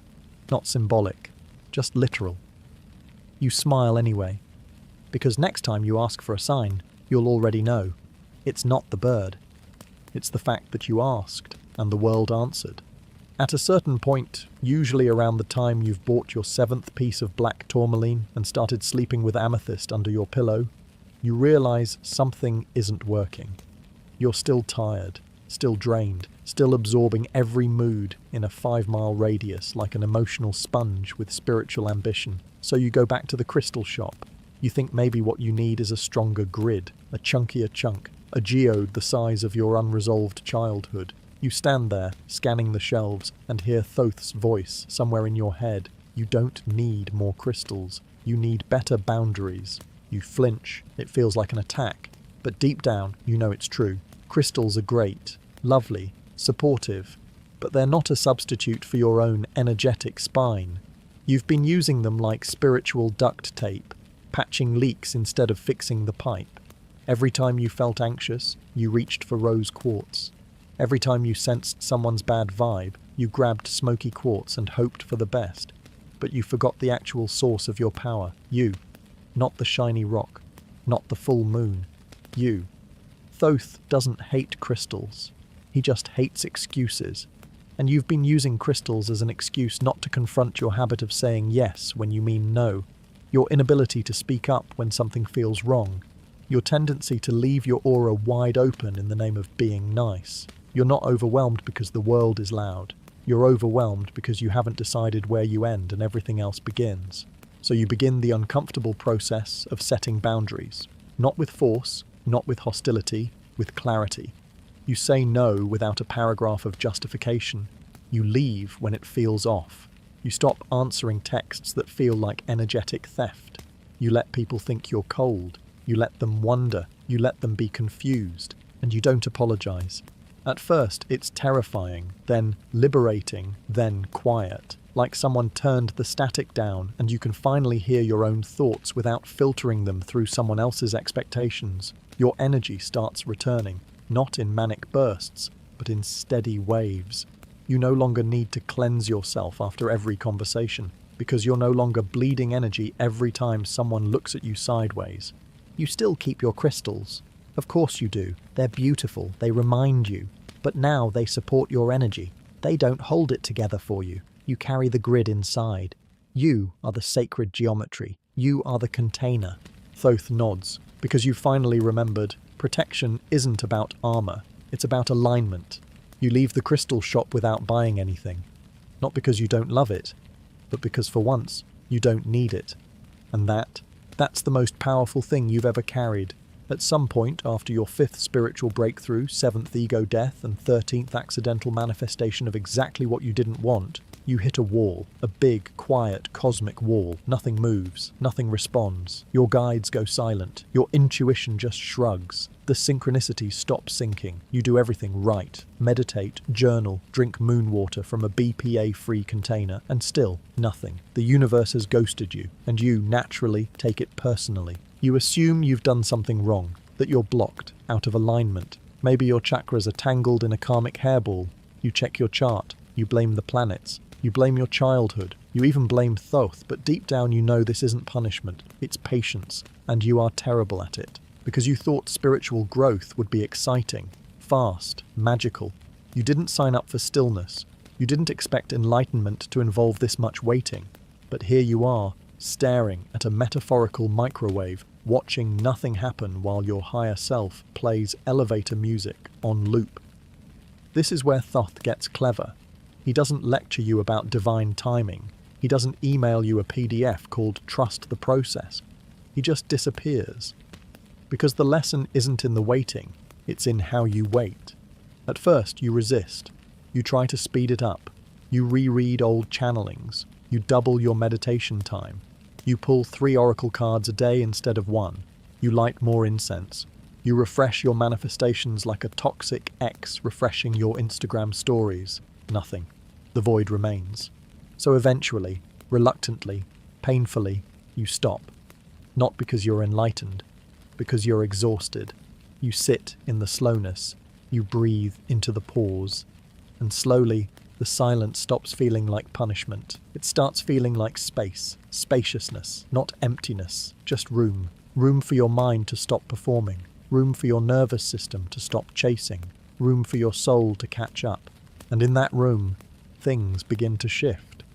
Not dramatically, not in fireworks, but subtly, a sense of clarity, a calm knowing, a feeling that maybe, just maybe, you've been growing this whole time, you just couldn't measure it in Instagrammable moments or spontaneous downloads. Patience wasn't a delay, it was a mirror, one you refused to look into until you were too tired to flinch. Eventually Thoth returns, sort of. You don't see him. You just hear a faint chuckle inside your spine. Not unkind, just amused, because you finally got it. Patience is not passive. It's not a timeout. It's the part of the transformation where nothing visible happens, and yet everything shifts. You smile. Because maybe you weren't waiting for the universe after all. Maybe the universe was waiting for you to stop taking it so personally. There comes a moment, maybe in the car, maybe in the middle of laundry, maybe while staring into the void of your refrigerator, when everything collapses. Not physically, not dramatically, just quietly, internally, like the bottom dropped out of your sense of self and forgot to leave a forwarding address. You cry, or stare blankly, or suddenly start writing poetry about caterpillars and death. Something is definitely happening. But is it a spiritual awakening? Or are you just losing it? The symptoms are alarmingly similar. You feel disconnected, sensitive, raw. You question everything. Your job, your relationships, your Spotify playlist. You feel too much, or nothing, or both. Your dreams get weirder. Your sleep gets worse. You eat like a raccoon with a tarot deck. One moment you're having a mystical revelation about trees, the next you're lying on the floor wondering if you're the emotional equivalent of expired hummus. This is the confusing overlap between breakdown and breakthrough, and Thoth lets you sit in it. No lifeline, no flashcards, just vibes. Ancient, uncomfortable vibes. Because this is the moment where the old self starts dissolving and the new one hasn't arrived yet.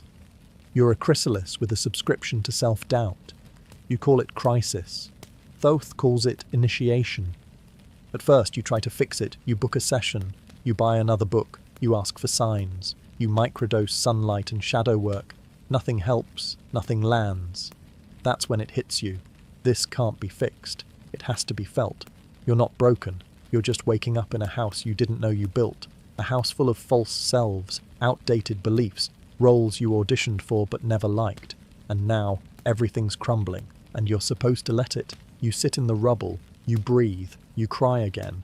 Not because it's over, but because you finally stopped pretending it didn't need to fall apart. Then, without warning, light cracks through. Not the dramatic kind, the gentle kind. The kind that makes you blink and whisper, oh, something inside you shifts. Not because you read a quote, not because you nailed a yoga pose, because you surrendered. You stopped trying to spiritualize your breakdown and let it become what it was always trying to be, a death that makes room for rebirth. Thoth reappears, not to comfort you, but to confirm it. You've made it through the collapse, not by resisting, but by dissolving gracefully into the unknown. That's the real initiation. That's the line between madness and awakening. The moment you realize they might actually be the same thing, just experienced with or without permission. You get up, still messy, still unsure, but lighter, like someone who has nothing left to prove and everything left to feel. You're not broken, you're becoming. You manifested with all the right vibes. You scripted your intentions on ethically sourced paper, meditated under the correct moon phase, and even whispered your desires to a houseplant named Gerald. You were clear, you were aligned, you were emotionally hydrated. You pressed send on your cosmic order and waited for delivery. And then, nothing. No sign, no movement, just silence. Like the universe read your request, shrugged, and said, not yet. You don't handle it well. At first, you pretend to be chill. You say things like, I trust divine timing, and I'm not attached to outcomes. Lies. Deep down, you are extremely attached to the outcome. You wanted a yes, or at least a dramatic maybe. But not yet? That feels like rejection dressed in polite mysticism. You try again. You focus harder. You raise your frequency. You visualize with extra sparkle. Still nothing. So you escalate. You question your path. You panic Google planetary retrogrades. You accuse your crystals of slacking. You even consider eating gluten again just to shake things up. That's when the tantrum begins. Not outwardly. You're too spiritual for that. It's internal, quiet, sophisticated. The kind of tantrum that involves passive-aggressive journaling and emotionally yelling at your higher self while pretending you're processing. You pout. You sulk. You claim you're surrendering, but really, you're just emotionally blackmailing the cosmos. If I don't get what I want soon, I'm manifesting nothing out of spite. And still, silence. Because the universe isn't punishing you. It's protecting something. Maybe you're not ready. Maybe it's not ready. Maybe the alignment you think you've achieved is still surface level, and what you're asking for requires a deeper kind of inner architecture, one that won't buckle under the weight of what you say you want. But of course, Thoth doesn't tell you that. He lets you spiral, because sometimes you have to throw a fit before you can hear the actual wisdom underneath your expectations. Eventually, your energy runs out. The fight dissolves. You stop trying to make it happen and start making peace with what is. You stop framing "not yet" as failure and start seeing it for what it is, a form of timing you weren't brave enough to trust. That's when the shift happens. Not in your manifestations, but in you. You stop rushing. You start noticing. You become someone who can hold space for the in-between, and that, weirdly, makes you more magnetic, more grounded, more available, not just for what you want, but for the version of you that can hold it without shattering. Thoth reappears in your peripheral awareness, sipping whatever metaphysical tea gods drink. He doesn't say, I told you so. He just smirks like someone who watched you grow up a little. You didn't fail. You just learned how to wait without shrinking. By now, you've accepted that your life has a blueprint. Not a rigid script, but a kind of cosmic syllabus. Key lessons, major themes, recurring plot twists signed in invisible ink before you incarnated. Your soul contract. Everyone talks about it like it's sacred, immutable, etched in some divine filing cabinet guarded by angels with clipboards. So you try to follow it. You suffer through the patterns. You repeat the hard parts. You tell yourself, it's in the contract. But somewhere along the line, something strange happens. You find a loophole. It doesn't show up like an escape hatch or a flaming neon exit sign. It shows up like a question. Wait, do I have to? Do I have to keep dating people who drain me because I signed up to learn boundaries?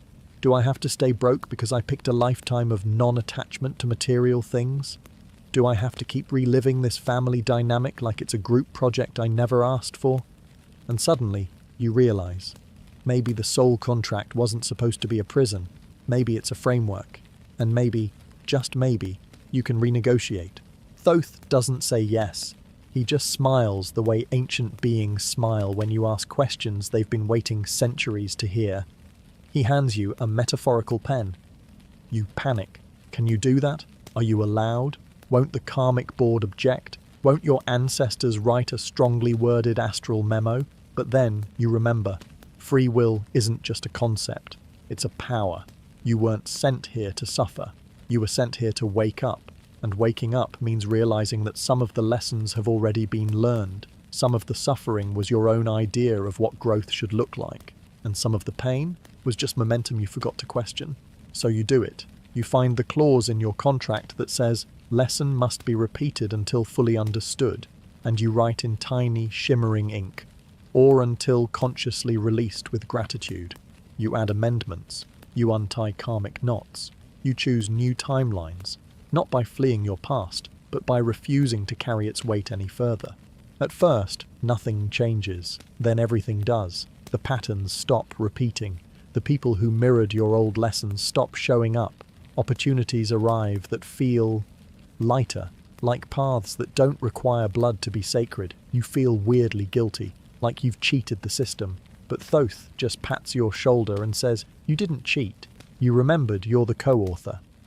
You smile. Because suddenly, your life isn't a fixed test, it's a living conversation. And the moment you stopped blindly obeying the fine print, you started writing something free. At first, the dreams seem random. A staircase going nowhere, a room full of mirrors. Your ex, not the recent one, but that vaguely familiar person with a 12th century jawline and an unsettling sense of déjà vu. You wake up confused, you Google dream symbols. One website says mirrors mean self-reflection, another says soul fragmentation, a third says you're being haunted by astral fashion mistakes. None of it helps. So you ask Thoth. He doesn't explain. He just raises one eyebrow like he's watching a toddler try to build a pyramid out of cheese. So you keep dreaming.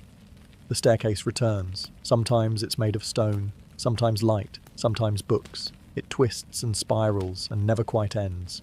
You climb, but there's no destination. You wake up winded. Next night, mirrors. Dozens. Hundreds. Each one reflecting not your face, but versions of you you've never met. Older, younger, crying, laughing, one eating cake in a toga. Then the ex shows up. No words, just presence. Like a door you almost walked through, but didn't. Like something unfinished wearing the face of familiarity. Eventually, you stop trying to interpret and start experiencing. You let the staircase carry you. You stop asking, where does it go, and start asking, who is walking? You realize the climb isn't about ascension. It's about repetition. Every step a moment in your soul's evolution. Every twist a new version of the same lesson. You're not lost. You're being shown the blueprint of yourself. Then the mirrors shift. They don't show past lives. They show patterns. How you react, where you shrink, the faces you wear to feel safe. Some of them are kind, some of them are liars, all of them are you. You try to look away, you can't. The mirror demands witnessing, not judgment, just truth. You meet your own gaze, and something inside you sighs in relief, like a part of you finally got seen. And then the X, not just a person, a symbol, a karmicus echo. Not here for romance or drama or reconciliation, just here to remind you that energy never dies, the feelings you never processed, the closure you never claimed, the part of you that still holds that pain like a sacred obligation. It's all here. You don't need to fix it, you just need to release it. You tell them silently, I'm done. And for the first time in centuries, they fade. You wake up, sweaty, but lighter. The staircase, the mirrors, the X, they weren't random. They were the curriculum, dreams as downloads, symbols as teachers. And you were always the interpreter. Thoth doesn't congratulate you, but that night you dream of a door. It opens, and finally you walk through. You got excited. You had a breakthrough, or at least a really convincing journal entry. Something cracked open. Maybe during a cacao ceremony, maybe while crying to a meditation app narrated by a softly whispering Australian man. You felt free. light, expansive. You decided this was it, the turning point. From here on out, it was healing only. No more drama, no more spirals, just high vibes and nutritious snacks. You grabbed your aura and sprinted forward like you were being chased by your inner child with a clipboard. Big mistake, because 2 days later, you crash. Emotionally, physically, existentially. Your high vibration feels like static. Your meditation app starts irritating you. Your energy field feels like it got twisted in a metaphysical ankle sprain. You didn't regress, you didn't mess up, you just overdid it. Thoth, of course, saw this coming. He's seen it 1,000 times. Spiritual enthusiasm turning into overexertion. You mistook momentum for completion. You thought one revelation could undo 10 years of nervous system patterning. You treated your soul like a weekend project and your trauma like a pop quiz. And now your aura is limping around the astral plane holding an ice pack made of regret. You tried to leapfrog grief. You skipped chapters in your own healing book. You bypassed the boring part, the integration. And that's where you sprained your aura. Not because you're weak, but because you're human. And healing isn't linear. It's not a race. It's a spiral staircase with surprise trapdoors and pop quizzes disguised as family dinners. So you stop. You breathe. You ice your expectations. You don't start over. You just slow down. You realize that real healing isn't about speed. It's about honesty. And sometimes, honesty looks like resting. Like not pushing.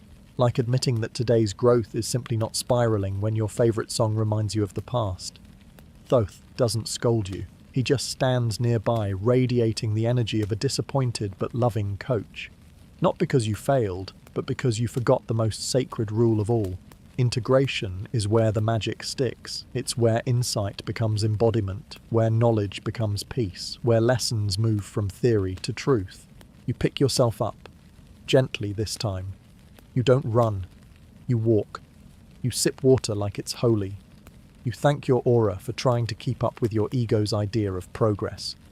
You whisper an apology to your nervous system for turning healing into performance.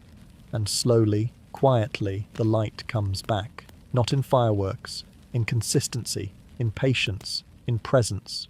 You haven't regressed. You've just recalibrated.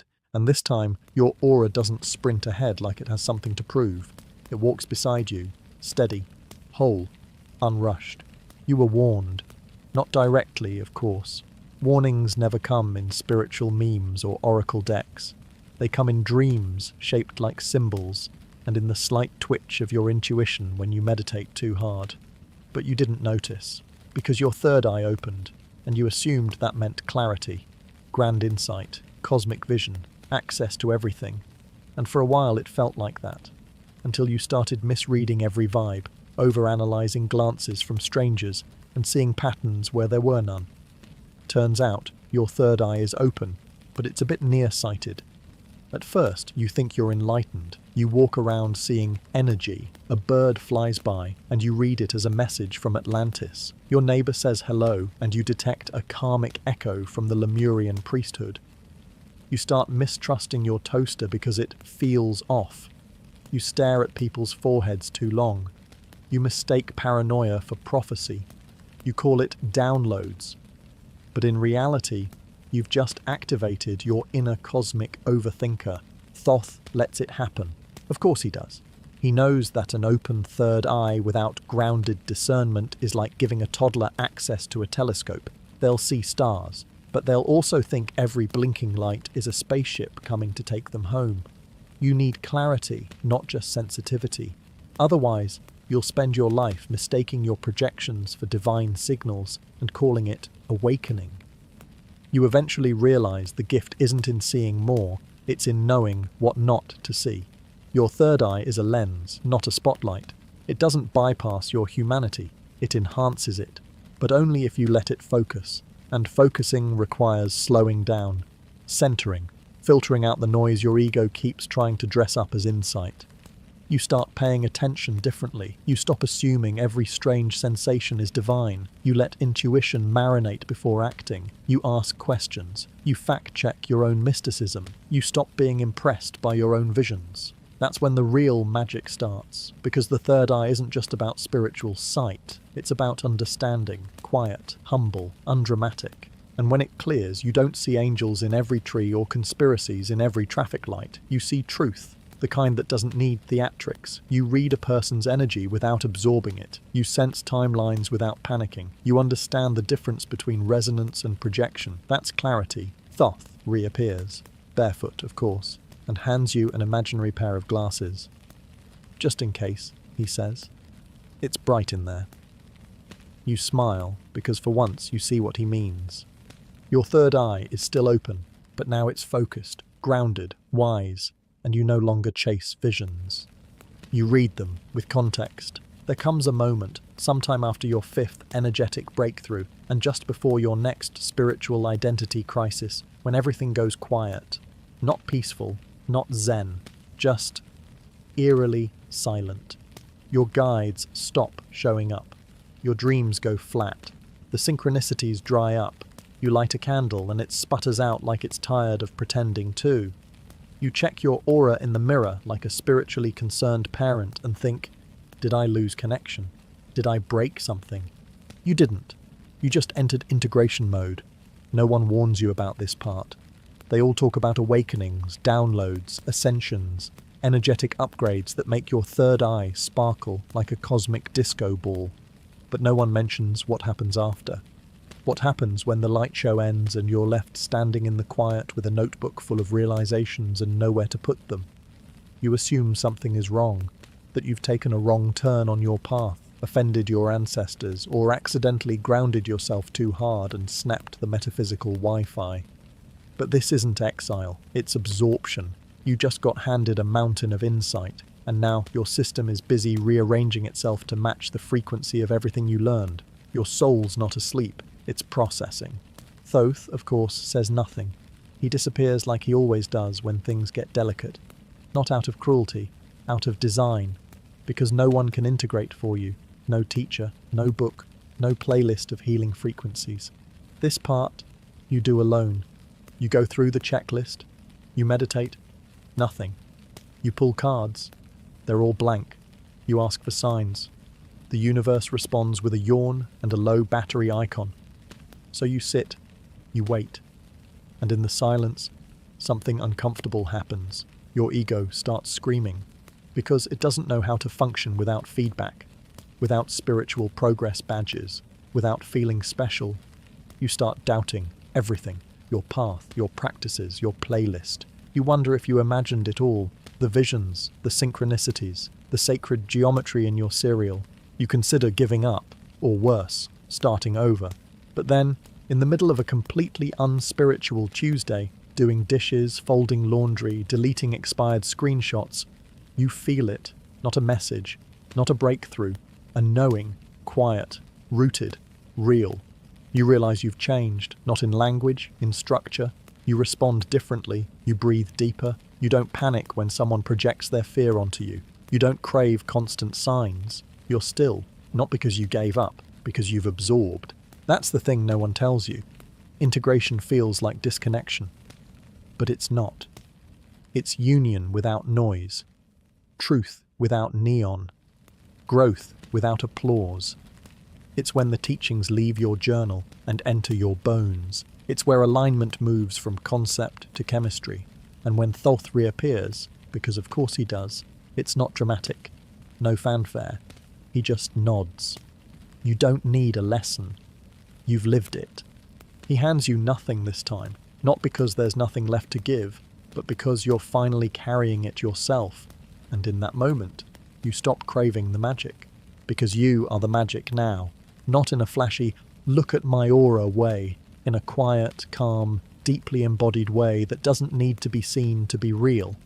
You smile, not because you've arrived, but because you're okay not arriving for a while. You sit back. The silence returns. Only now it feels like company. You always thought enlightenment would feel like light, a permanent state of buzzed serenity, golden glow, angel choir, a kind of cosmic high that never fades, where your chakras align themselves and your third eye streams consciousness like a sacred Netflix account. You thought the pain would end. that confusion would dissolve, that you'd finally be done. But when the moment comes, quietly, subtly, like a thought you forgot you were having, it doesn't feel like bliss. It feels like better questions. You don't get answers, not the way you imagined. No one hands you a scroll. The sky doesn't crack open. Thoth doesn't descend in glittering robes holding a manual titled, "Now you're awake, here's what to do." Instead, you just stop needing to know so much. You stop obsessing over the why and the how and the when. You stop demanding clarity like it's your spiritual birthright. And in that space, in the breath between thoughts, a new kind of question appears. Simpler, softer, more useful. Who am I without this story? What does peace feel like in this moment? Can I stay open, even now? They're not dramatic. They don't trend well. You can't sell them on a mug. But they unlock things. Not because they lead to answers, but because they lead to presence. Because they stop you from trying to dominate the mystery and invite you to live it instead. Thoth watches all of this with maddening calm. You used to think he was holding out on you, hoarding the big truths like an ancient librarian with trust issues. Now you realize he was just waiting for you to stop asking the wrong questions. The desperate ones. The ones built on fear disguised as curiosity. What's my purpose? What's my destiny? When will I be healed? All valid, all sincere, all rooted in the belief that peace is somewhere out there, just beyond your current state of confusion. But enlightenment isn't the absence of confusion. It's the willingness to coexist with it. At some point, the game changes. You stop trying to fix yourself. You stop diagnosing every emotion as a spiritual malfunction. You stop weaponizing growth as a way to earn worth. And that's when you notice the bliss, not as ecstasy, but as ease. Not as light, but as lightness. You walk through the same world, but you see differently. You still feel anger, grief, doubt, but you don't flinch. You don't spiral. You let them move. You let them teach. You ask, what is this showing me? Not, how do I get rid of it? That shift, that's it. That's the enlightenment, not transcendence. Companionship with the present. You realize how many years you spent chasing something that was trying to sit quietly beside you the whole time. You laugh gently, not out of mockery, out of relief. Thoth, ever the subtle tutor, raises one eyebrow like he's been holding the punchline for several lifetimes. He doesn't say congratulations. He doesn't need to, because the old questions start to fall away.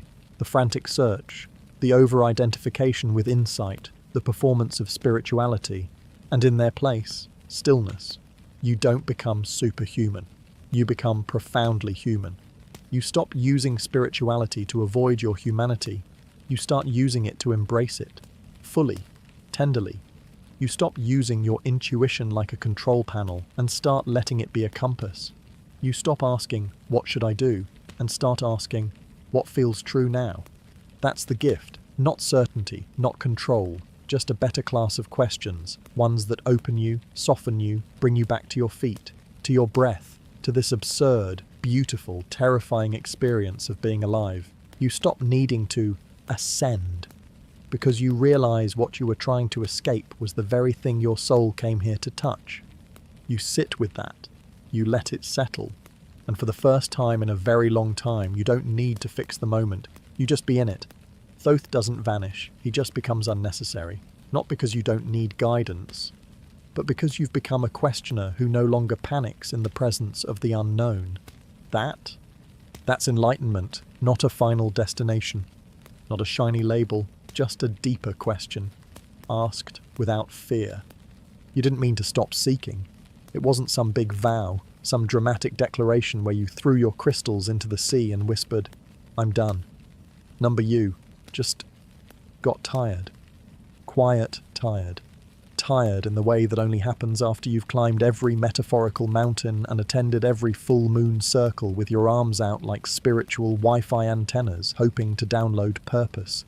You'd chased meaning through mantras, fasted for truth, paid for wisdom in 6-week packages. But eventually the hunger began to feel more like habit than hope. And one day, maybe on a walk or in line at a grocery store, you just didn't look anymore. You stood there, ordinary, undramatic, alive, and still. That's when it started. Not fireworks, not angel choruses, just life. Showing up, differently, softer, closer. You began to notice things that had always been there. The way sunlight filters through leaves like stained glass. The quiet relief of an unhurried breath. The way a stranger's kindness lands in your chest like it was always meant to be there. You weren't chasing signs anymore, but now they arrived unannounced. You weren't asking for guidance, but your feet kept ending up in the right places anyway. You hadn't found the answers, you'd just stopped needing them to prove anything. Thoth had warned you in his own cryptic way. He'd said seeking was holy, but addictive, that it could become a performance if you weren't careful, that it could turn into a spiritual treadmill, always running, never arriving. He knew you'd have to burn out a little. Not in despair, but in saturation. You'd tasted so many flavors of awakening, you forgot what it was like to just be hungry for nothing. That's the secret no one advertises. The spiritual path ends up folding back into the human one. Not because you failed at transcendence, but because transcendence wasn't the point. Presence was. You used to ask, what's next? Now you ask, what's here? You used to crave validation from the universe.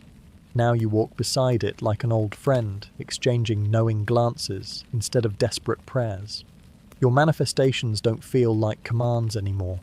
They feel like invitations, suggestions. You've stopped wrestling your reality into shape and started dancing with it instead. And suddenly, everything you chased begins arriving. Gently, almost shyly. Like it had been waiting at the door the whole time, arms full of gifts, unsure if you were ready to open them without demanding explanations first. Love feels different now, not as fantasy, as frequency. Peace feels less like a prize and more like your default setting. Even your pain returns, but it's welcome now, familiar, no longer a villain, but a voice. You listen to it. You let it pass through like weather instead of barricading it like a storm. You no longer need to be healed to be whole. You're not above the world. You're in it. Messy, glorious, alive. And this is when Thoth reappears, not as teacher, but as mirror. He's not here to instruct. He's here to reflect, to remind you that you were never being tested. You were being tuned. Every detour, every breakdown, every lonely silence wasn't a sign that the path had disappeared. It was the path reshaping itself around you as you changed shape too. You realize now that the seeking was never wrong. It was beautiful, brave, necessary. But like all things on this strange, sacred timeline, it had its season, and its season has passed. You didn't outgrow it. You absorbed it. Like a snake shedding skin, you didn't lose yourself. You revealed yourself. And what was beneath? Not a master, not a prophet, just a being, aware, whole, and no longer grasping. You stop mid-step on a random Tuesday, tears welling up for no reason, except, of course, there is one. Because after all this time, years of searching, spiraling, striving, you finally feel it. Not arrival, but rest. You're no longer leaning forward in your own life. You're dwelling in it. No more riddles, no more tests, no more auditions for enlightenment. Just being, just breathe, just now. And somehow, that's everything you ever wanted to find. You made it. Through the questions, the spirals, the downloads, the emotional whiplash dressed as growth. You trudged through shadow work with your socks wet. You mistook 3 existential crises for awakenings. You tried to barter with the universe, cried into tea, spoke to your guides with the audacity of someone who once used sage like an air freshener, and now you're here.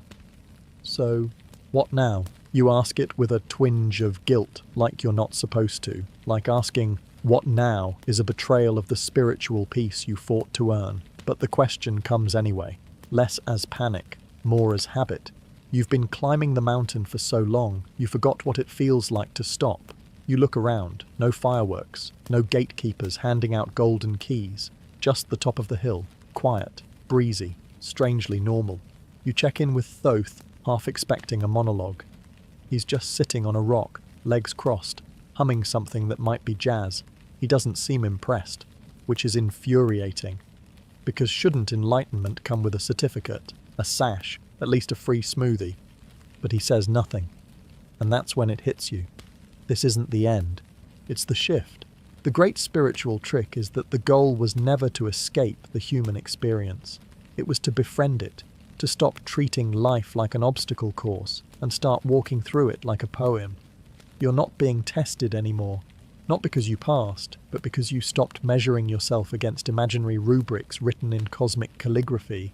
You start doing weird things, like enjoying your coffee without turning it into a ritual, like forgiving people who never apologized, like laughing at your own old journals, not because they were wrong, but because you were so wonderfully sincere. You used to dissect every dream. Now you just sleep. You used to analyze every emotion. Now you let them pass like guests at a party. You even make peace with the part of you that wants to keep seeking. You say, it's okay, let's stay curious, but let's stop pretending we're lost. And somehow this stillness doesn't feel like stagnation. It feels like arrival, not the kind you post about, the kind that happens when you stop narrating your growth like a TED talk and start living it in silence, in kindness, in not needing the last word. You stop explaining your soul to people who only speak ego. You stop trying to be impressive. You become interested in being real. You start noticing that everything you once begged the universe to bring you has been quietly orbiting you the whole time, waiting for you to slow down enough to notice. So, what now? Now you live. Not just survive. Not just spiritually brand yourself. Not just document your transformation for consumption. You live. You take deeper breaths. You love without strategy. You dance badly and mean it. You say thank you, even to the parts of life that still confuse you. You cry, sometimes, but you don't spiral. You get disappointed, but you don't collapse. You no longer need pain to prove you're evolving. You don't need chaos to feel alive. You just need this. And that's the real joke, isn't it? You spent years chasing what you already had. Peace, wholeness, connection. All of it quietly embedded in the ordinary. All of it overlooked because it didn't come with a lightning bolt or a glowing review. Thoth finally speaks. One sentence, one shrug. Welcome to the beginning. You laugh because you finally understand what he meant all along. This path was never about reaching a peak. It was about remembering how to walk with your eyes open, with your heart soft, with your soul unguarded. You don't need another map. You are the map. The destination was never the point. The presence was. So you put the journal down. You stop asking for signs. You trust that you'll know what you need when you need it. And if you don't, that's okay too, because you're no longer afraid of not knowing. You're no longer chasing the light. You're carrying it, without effort, without needing credit, without dressing it up in meaning, just walking, just wondering, just alive. So, what now? Now, you begin again, but this time as someone who remembers. You're already home.